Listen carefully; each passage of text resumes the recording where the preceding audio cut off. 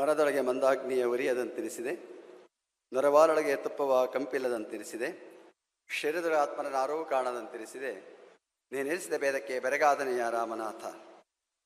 ಬಸವಾದಿ ಪ್ರಮತರನ್ನ, ಪೂಜ್ಯ ಗುರುದೇವರನ್ನ ಹನುಮಂದಲ್ಲಿ ಭಕ್ತಿಯಿಂದ ಸ್ಮರಣೆಗೈದು ಈ ಸಮಾರಂಭದ ಸಾನ್ನಿಧ್ಯವನ್ನು ವಹಿಸಬೇಕಾಗಿದ್ದ ಸುತ್ತೂರು ಜಗದ್ಗುರು ಶಿವರಾಜ ದೇಶಿಕೇಂದ್ರ ಸ್ವಾಮಿಗಳವರು ಅನಿವಾರ್ಯ ಕಾರಣದಿಂದ ಆಗಮಿಸಿಲ್ಲ. ಅವರನ್ನ ಕೂಡ ಈ ಸಂದರ್ಭದಲ್ಲಿ ಸ್ಮರಿಸಿಕೊಳ್ಳುತ್ತಾ, ಈ ಕಾರ್ಯಕ್ರಮದಲ್ಲಿ ಭಾಗವಹಿಸಿರುವ ನಾಡಿನ ಉದ್ದಗಲದಲ್ಲಿ ತಮ್ಮದೇ ಆದ ಸೇವಾ ಕಾರ್ಯವನ್ನು ನೆರವೇರಿಸ್ತಾ ಇರುವಂತಹ ಎಲ್ಲ ಪೂಜ್ಯ ಶ್ರೀಗಳಲ್ಲಿ ಶರಣ ಸಮರ್ಪಿಸಿ, इस जयंती में मुख्य अतिथि हमारा भव्य भारत की आदरणीय श्रीमती द्रौपदी मुर्मू जी, आदरणीय हमारा कर्नाटक राज्यपाल तवरचंद गेहलोट जी, ವೇದಿಕೆಯಲ್ಲಿರುವ ಕೇಂದ್ರ ಸಚಿವರಾದ ಪ್ರಹ್ಲಾದ್ ಜೋಶಿ ಅವರೇ, ವಿ ಸೋಮಣ್ಣನವರೇ, ಎಂ ಬಿ ಪಾಟೀಲ್ ಅವರೇ, ಜಿ ಪರಮೇಶ್ವರ್ ಅವರೇ, ಲಕ್ಷ್ಮೀ ಹೆಬ್ಬಾಳ್ಕರ್ ಅವರೇ, ಎಲ್ಲ ಆಹ್ವಾನಿತ ಗಣ್ಯ ವ್ಯಕ್ತಿಗಳೇ, ಆತ್ಮೀಯರೇ, ತಾಯಂದಿರೇ, ಮಕ್ಕಳೇ, ಇಂದು ನಾವೆಲ್ಲರೂ ಕೂಡ ನಮ್ಮ ಪರಮ ಪೂಜ್ಯ ಗುರುದೇವರ 119ನೆಯ ಜಯಂತಿಯ ಪವಿತ್ರ ಮಂಗಳ ಕಾರ್ಯಕ್ರಮದಲ್ಲಿ ನಾವೆಲ್ಲ ಪಾಲ್ಗೊಂಡಿರುವಂತಹ ಅವರು. ನಮ್ಮ ಕರ್ನಾಟಕ ಅತ್ಯಂತ ಪುಣ್ಯವಾದಂತಹ ಭೂಮಿ. ಮೈಸೂರಿನಿಂದ ಬೆಳಗಾಮರವರೆಗೆ, ಇಲ್ಲಿಂದ ಬೀದರ್ವರೆಗೆ, ನೀವೆಲ್ಲಿಂದ ಎಲ್ಲಿಗೆ ಹೋದರೂ ಕೂಡ ನಮ್ಮ ವೀರಶೈವ ಲಿಂಗಾಯತ ಮಠಗಳು ಇವತ್ತು ಸ್ವಾತಂತ್ರ್ಯ ಪೂರ್ವ ಮತ್ತು ಸ್ವಾತಂತ್ರ್ಯೋತ್ತರದಲ್ಲಿ ಇವತ್ತು ಸಮಾಜಕ್ಕೆ ತನ್ನದೇ ಆದಂತಹ ಕೊಡುಗೆಗಳನ್ನು ಕೊಟ್ಕೊಂಡು ಬರ್ತಾ ಇರುವಂತಹದ್ದು ನಿಮ್ಮೆಲ್ಲರಿಗೂ ಕೂಡ ವೇದ್ಯವಾಗಿರುವಂತಹದ್ದು. ಆ ಪರಂಪರೆಯ ಸಾಲಿನಲ್ಲಿ ಸಿಲ್ಲುವಂತಹ ಮಠ ನಮ್ಮ ಸಿದ್ಧಗಂಗಾ ಶ್ರೀ ಮಠ. ಅದರಲ್ಲಿ ಎತ್ತರವಾದಂತಹ ಒಂದು ದೊಡ್ಡ ವ್ಯಕ್ತಿತ್ವ ಅಂದರೆ ನಮ್ಮ ಪರಮ ಪೂಜ್ಯ ಶಿವಕುಮಾರ ಮಹಾಶಿವಗಳವರು ಅಂತ ಹೆಮ್ಮೆಯಿಂದ ಅಭಿಮಾನದಿಂದ ಹೇಳಬೇಕಾಗಿರುವಂತಹದ್ದು. ನಮ್ಮ ಪರಮ ಪೂಜ್ಯರು ಸುದೀರ್ಘವಾದಂತಹ ಆಯುಷ್ಯವನ್ನು ಹೊಂದಿದಂತಹ ಅವರು. 111 ವರ್ಷಗಳ ಕಾಲ ಅವರ ಜೀವಿತಾವಧಿ ಇದ್ದಂತಹದ್ದು. ಅದರಲ್ಲಿ 89 ವರ್ಷಗಳ ಕಾಲ ಸಮಾಜಕ್ಕಾಗಿ ಸೀಮಿತವಾಗಿ ಇಟ್ಟಂತಹ ಅವರು. ಬಹುಶಃ ನಾಡಿನ ಉದ್ದಗಲದಲ್ಲಿ, ಇಷ್ಟು ಅಗಲದಲ್ಲಿ ಅಥವಾ ನಮ್ಮ ದೇಶದಲ್ಲಿ ಇಷ್ಟು ವರ್ಷಗಳ ಕಾಲ ಒಂದೇ ಸ್ಥಾನದಲ್ಲಿದ್ದು ಒಂದೇ ಕಾರ್ಯವನ್ನು ಅವರು ನಿರಂತರವಾಗಿ ಮಾಡಿದಂಥ ಉದಾಹರಣೆಯನ್ನು ನಾವೆಲ್ಲೂ ಕಾಣಲಿಕ್ಕೆ ಸಾಧ್ಯವಿಲ್ಲವೇನೋ ಅನ್ನುವ ಹಾಗೆ ನಮ್ಮ ಪರಮ ಪೂಜ್ಯರು ತಮ್ಮ ಬದುಕನ್ನು ಸಮಾಜಕ್ಕೆ ಅರ್ಪಣೆ ಮಾಡಿರುವಂತಹ ಅವರು. ಅವರ ಆಚಾರ ವಿಚಾರ, ಅವರ ನಡೆನುಡಿ, ಅವರ ಪದ್ಧತಿ ಇವತ್ತಿಗೂ ಕೂಡ ಅದು ಒಂದು ರೀತಿಯಲ್ಲಿ ನಮ್ಮೆಲ್ಲರಿಗೂ ಕೂಡ ವಿಸ್ಮಯ ಹಾಗೂ ಒಂದು ಪವಾಡ ಅಂತ ಹೇಳಿದ್ರೆ ತಪ್ಪಾಗಲಿಕ್ಕಿಲ್ಲ. ಅವರ ದಾರಿಯಲ್ಲಿ ನಡೆಯುವಂತಹದ್ದು ಅತ್ಯಂತ ಕಠಿಣವಾಗಿರುವಂತಹ ಒಂದು ದಾರಿಯನ್ನು ಪೂಜ್ಯರು ಸವೆಸಿರುವಂತಹ ಅವರು. ಅವರ ಬದುಕಿನಲ್ಲಿ 2 ಮುಖ್ಯವಾದಂತಹ ಘಟನೆಗಳು. ಒಂದು, ಮಕ್ಕಳಿಗೆ ಶಿಕ್ಷಣ ಕೊಡಬೇಕು. ಅದು ಯಾರಿಗೆ?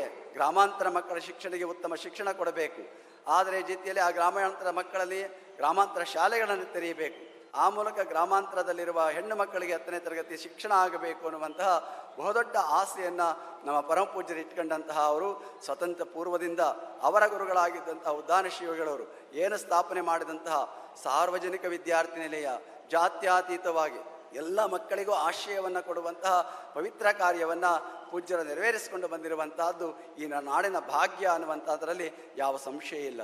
ನಮ್ಮ ಮಠಗಳು ಹೇಗೆ ನಡ್ಕೊಂಡು ಬಂತು ಅಂದರೆ, ಒಂದು ಮಾತನ್ನು ಚನ್ನಬಸವಣ್ಣವರು ಹೇಳ್ತಾರೆ, ಕಾಮಿಸದಲ್ಲದೆ ಕೊಡೋದು ಕಾಮಧೇನು, ಕಲ್ಪಿಸದಲ್ಲದೆ ಕೊಡೋದು ಕಲ್ಪವೃಕ್ಷ, ಚಿಂತಿಸದಲ್ಲದೆ ಕೊಡೋದು ಚಿಂತಾಮಣಿ, ಭಾವಿಸದಲ್ಲದೆ ಕೊಡನು, ಭಾವಿಸದೆ ಚಿಂತಿಸದೆ ಕಲ್ಪಿಸದೆ ಕೇಳದೆ ಕೊಡುವವನು ನಿಮ್ಮ ಶರಣರು ಕೊಡಲ ಚನ್ನ ಸಂಗಮ ದೇವ ಅನ್ನುವಾಗೆ ನಮ್ಮ ಮಠಗಳು ಹೇಗೆ ಕೊಡ್ತಾ ಇದ್ದಾವಪ್ಪ ಅಂದರೆ, ಈ ರೀತಿಯಲ್ಲಿ ಸೇವೆಯನ್ನು ಸಮಾಜಕ್ಕೆ ಸಲ್ಲಿಸುವಂತಹ ಪವಿತ್ರ ಕಾರ್ಯವನ್ನು ನಿರಂತರವಾಗಿ ನಡೆಸ್ಕೊಂಡು ಬರ್ತಾ ಇರುವಂತಹ ಅವರು. ಅಂತಹ ಹಿನ್ನೆಲೆಯಲ್ಲಿ ನಮ್ಮ ಪರಮ ಪೂಜ್ಯರ 119ನೆಯ ಈ ಪವಿತ್ರ ಸಂದರ್ಭದಲ್ಲಿ ನಾವೆಲ್ಲರೂ ಕೂಡ ಇವತ್ತು ಆದರಣೀಯವಾಗಿರುವಂತಹ ರಾಷ್ಟ್ರಪತಿಗಳು ಈ ಕಾರ್ಯಕ್ರಮದ ಉದ್ಘಾಟನೆಗೆ ಆಗಮಿಸಿರುವಂತಹ ಅವರು. ನಿಜವಾಗಲೂ ಕೂಡ ನಾವು ಹೆಮ್ಮೆ ಪಡಬೇಕಾಗಿರುವಂತಹದ್ದು. ಅವರ ಬಗ್ಗೆ ನೀವೆಲ್ಲ ತಿಳ್ಕೋಬೇಕಾಗಿರುವಂತಹದ್ದು ಅಂದರೆ, ಒಂದು ಆದರ್ಶವಾದ ಸರಳವಾದ ರೀತಿಯಲ್ಲಿ ಒಂದು ಗ್ರಾಮೀಣ ಪ್ರದೇಶದ ಬುಡಕಟ್ಟಿನ ಸಮುದಾಯದಿಂದ ಬಂದು ಇಷ್ಟು ಎತ್ತರಕ್ಕೆ ಬೆಳೆದಿರುವಂತಹ ಸಾಧನೆ ಅಂತಂದರೆ ನಮ್ಮ ರಾಷ್ಟ್ರಪತಿಗಳಾದ ದ್ರೌಪದಿ ಮುರ್ಮುರವರದು ಅನ್ನೋದನ್ನು ನಾವೆಂದೆಂದು ಅಭಿಮಾನದಿಂದ ಹೇಳಬೇಕಾಗಿರುವಂತಹದ್ದು. हम सभी के लिए बहुत ही गर्व और खुशी का बात है कि भारत देश की प्रथम नागरिक हमारे भव्य भारत के राष्ट्रपति आदरणीय श्रीमती द्रौपदी मुर्मू जी आज परम पूज्य डॉक्टर श्री शिवकुमार महास्वामी जी की 119 जयंती और गुरुवंदना महोत्सव में पधारे हैं. यह बहुत ही गर्व और हर्ष की बात है. माननीय महोदय श्रीमती द्रौपदी मुर्मू जी का जन्म उड़ीसा राज्य के एक छोटे से गांव में एक आदिवासी परिवार में हुआ। उन्होंने बीए की उपाधि प्राप्त की और अपनी सेवा की शुरुआत एक शिक्षकी का रूप में की है। उसके बाद वह राजनीति में आई और मंत्री, राज्यपाल तथा हमारे देश के 15वें राष्ट्रपति और भारत की दूसरी महिला राष्ट्रपति के रूप में प्रस्तुत देश की सेवा कर रही है। यह उनकी मेहनत, ईमानदारी, देशभक्ति और संकल्प का प्रतिबिंब है। एक पिछड़े जनजाति से आने वाली भारत की पहली राष्ट्रपति के रूप में तथा देश के कम उम्र के राष्ट्रपति के रूप में इन्होंने इतिहास रचा है।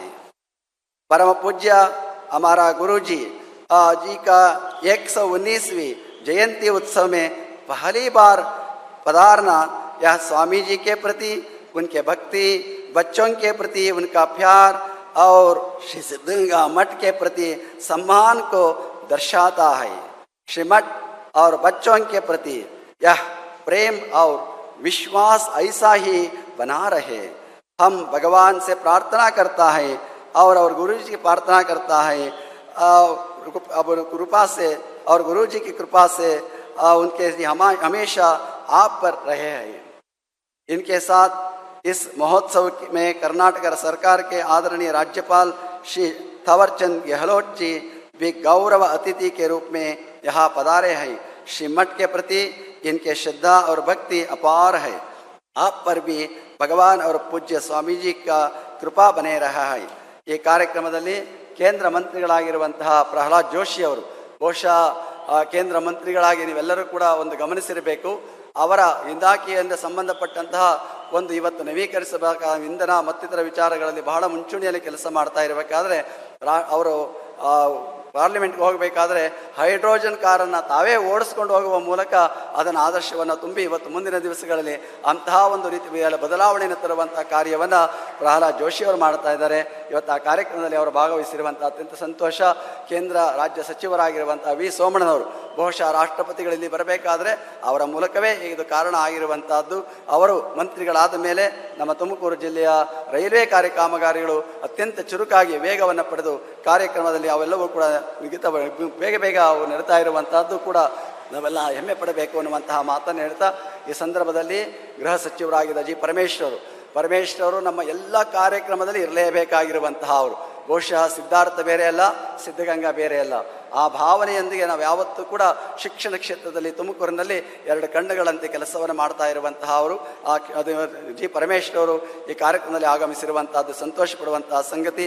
ಅದೇ ರೀತಿಯಲ್ಲಿ ನಮ್ಮ ಬೃಹತ್ ಕೈಗಾರಿಕಾ ಸಚಿವರಾಗಿರುವಂಥ ಎಂ ಬಿ ಪಾಟೀಲ್ರವರು ಬಹುಶಃ ಅನೇಕ ದೇಶಗಳನ್ನು ಸುತ್ತಿ ನಮ್ಮ ರಾಜ್ಯದಲ್ಲಿ ಇನ್ವೆಸ್ಟ್ ಮಾಡಬೇಕು, ನೀವು ಕೈಗಾರಿಕೆಗಳನ್ನು ತೆರೀಬೇಕು, ಉದ್ಯೋಗಗಳನ್ನು ಸೃಷ್ಟಿ ಮಾಡಬೇಕು ಅನ್ನುವಂತಹ ಬಹುದೊಡ್ಡ ಹೋರಾಟವನ್ನು ಮಾಡ್ತಾ ಇರುವಂತಹ ಕೈಗಾರಿಕಾ ಸಚಿವರಾಗಿರುವಂತಹ ಎಂ ಬಿ ಪಾಟೀಲ್ ಅವರು ಈ ಕಾರ್ಯಕ್ರಮದಲ್ಲಿ ಆಗಮಿಸಿರುವಂತಹದ್ದು ಅತ್ಯಂತ ಹೆಮ್ಮೆ ಪಡುವಂತಹ ಸಂಗತಿ. ವಿಶೇಷವಾಗಿ ಲಕ್ಷ್ಮೀ ಹೆಬ್ಬಾಳ್ಕರ್ ಅವರು ಬಹುಶಃ ನಾವೆಲ್ಲ ಹೆಮ್ಮೆ ಪಡಬೇಕು. ನಾನು ಕೊನೆಯ ಕ್ಷಣದಲ್ಲಿ ರಾಷ್ಟ್ರಪತಿಗಳಿಗೆ ಒಂದು ಪತ್ರವನ್ನು ಬರೆದೆ ಅವರಿಗೆ. ನಮ್ಮ ಈ ಕಾರ್ಯಕ್ರಮದಲ್ಲಿ ನಮ್ಮ ರಾಜ್ಯದಲ್ಲಿರುವ ಏಕೈಕ ಮಂತ್ರಿ ಅಂದರೆ ಲಕ್ಷ್ಮೀ ಹೆಬ್ಬಾಳ್ಕರ್ ಒಬ್ಬರೇ ಇರುವಂತಹ ಅವರು. ರಾಷ್ಟ್ರಪತಿಗಳು ಮಹಿಳೆ ಆಗಿರೋದ್ರಿಂದ ಅವರೇ ಕಾರ್ಯಕ್ರಮಕ್ಕೆ ಬಂದರೆ ಶೋಭೆ ಇರ್ತದೆ ಎನ್ನುವಂತಹ ಮಾತಿನಿಂದ ಕೇಳಿದಾಗ ರಾಷ್ಟ್ರಪತಿಗಳ ಒಂದು ಆದೇಶವೂ ಕೂಡ ಕೊಟ್ಟರು. ಅದೇ ರೀತಿಯಲ್ಲಿ ಈ ಕಾರ್ಯಕ್ರಮದಲ್ಲಿ ಲಕ್ಷ್ಮೀ ಹೆಬ್ಬಾಳ್ಕರ್ ಅವರು ಮಹಿಳಾ ಮಕ್ಕಳ ಕಲ್ಯಾಣ ಸಚಿವರಾಗಿ ಅಂಗವಿಕಲರ ಬಗ್ಗೆ ಕಾಳಜಿಯನ್ನು ಇಟ್ಟುಕೊಂಡು ತುಂಬ ಶ್ರದ್ಧಾಪೂರ್ವಕವಾಗಿ ಕೆಲಸ ಮಾಡ್ತಾ ಇರುವಂತಹ ತಾಯಿ ಲಕ್ಷ್ಮೀ ಹೆಬ್ಬಾಳ್ಕರ್ ಅವರು ಕೂಡ ಈ ಕಾರ್ಯಕ್ರಮದಲ್ಲಿ ಭಾಗವಹಿಸಿರುವಂತಹದ್ದು ಅತ್ಯಂತ ಹೆಮ್ಮೆ ಪಡುವಂತಹ ಸಂಗತಿ. ಈ ಕಾರ್ಯಕ್ರಮದಲ್ಲಿ ಮತ್ತಿತರ ರಾಜಣ್ಣವರು ಬರಬೇಕಾಗಿತ್ತು, ಜಯಚಂದ್ರ ಬರಬೇಕಾಗಿತ್ತು, ನಮ್ಮ ಶಾಸಕರ ವೇದಿಕೆ ಮೇಲೆ ಇಬ್ಬರು ಇರಬೇಕಾಗಿತ್ತು. ಮತ್ತು ಅದಕ್ಕಿಂತ ಹೆಚ್ಚಾಗಿ ನಮ್ಮ ಸುತ್ತೂರಿನ ಜಗದ ಶಿವರಾತ್ರಿ ದೇಶಿಕೇನ ಮಹಾಸ್ವಾಮಿಗಳು ಆಗಮಿಸಬೇಕಾಗಿತ್ತು. ಅನ್ಯ ಕಾರಣ ನಿಮಿತ್ತವಾಗಿ ಪೂಜ್ಯರ 12:30 1 ಗಂಟೆಗೆ ಆಗಮಿಸುವಂತಹವರಿದ್ದಾರೆ. ಅವರೆಲ್ಲರೂ ಕೂಡ ಬರಬೇಕಾಗಿತ್ತು, ಅನಿವಾರ್ಯ. ಅವರು ಯಾರೂ ಕೂಡ ಬರಲಿಕ್ಕೆ ಸಾಧ್ಯ ಆಗಿಲ್ಲ ಅನ್ನುವ ಮಾತನ್ನು ಹೇಳ್ತಾ, ನಮ್ಮ APJ ಅಬ್ದುಲ್ ಕಲಾಂರವರು ನಮ್ಮ ಮಠಕ್ಕೆ ಬಂದಾಗ ಇಂತಹ ಕಾರ್ಯಕ್ರಮದಲ್ಲಿ ಭಾಗವಹಿಸಿದಾಗ ಹೇಳಿದಂಥ ಒಂದು ಮಾತನ್ನು ಈ ಸಂದರ್ಭದಲ್ಲಿ ಸ್ಮರಿಸ್ಕೊಳ್ತೇನೆ. Shri Shivakumara Swamiji is the sacred sage. He is mere inspiring to meet the holy Swamiji. On his birthday, it is beautiful day for the nation. The birthday of Swamiji radiates hope and peace to the nation ಅನ್ನುವಂತಹ ಮಾತನ್ನು APJ Abdul Kalam ಅವರು ಹೇಳಿರುವಂತಹ ಮಾತು ಇವತ್ತು ಪರಮ ಪೂಜ್ಯರ ಆಶೀರ್ವಾದದಿಂದ ಅಂತಹ ಒಂದು ವಾತಾವರಣ ಎಲ್ಲ ಕಡೆ ಉಂಟಾಗಲಿ ಎನ್ನುವಂತಹ ಆರೈಕೆಯನ್ನು ವ್ಯಕ್ತ ಮಾಡ್ತಾ ನಿಮ್ಮೆಲ್ಲರಿಗೂ ಕೂಡ ಶುಭವನ್ನು ಕೋರಿ ನಾನು ಎರಡು ಮಾತುಗಳನ್ನು ವಿರಾಮ ಕೊಡ್ತೀನಿ.